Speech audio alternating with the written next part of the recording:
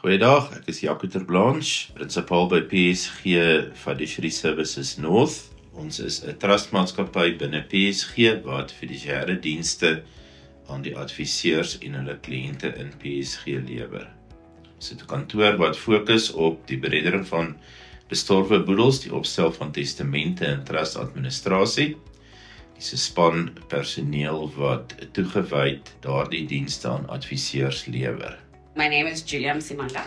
I am a deceased estates administrator, which means that we help people with dealing with their loved ones' deceased estates. I think it is an important job because we're able to show up for people when they need us to show up for them. We give them that peace of mind of knowing that we can focus on ourselves, we can, we're mourning, we're healing, and we attend to all the admin that needs to be attended to for the deceased person.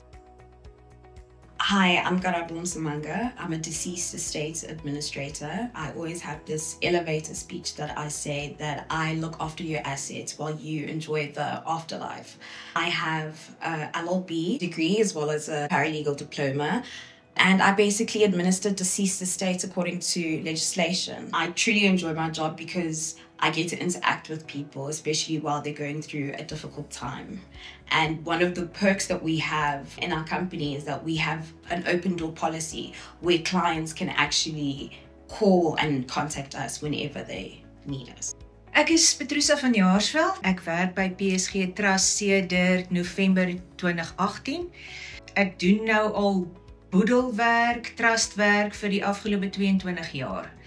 En dit voel vir my of ek by PSG uiteindelik 'n tuiste gekry het. Ek het by verskeie trustmaatskappye gewerk, maar dit voel vir my of ek hier my voete gevind het. Ons is 3 beredderaars in ons kantoor wat die administrasie van die boedels hanteer, saam met 2 assistente. En ons probeer aan ons kliënte die beste diens gee wat ons moontlik kan. Baie mense vra hoekom doen ek dit? Ek voel dit is iets waarmee ons hulle kan help.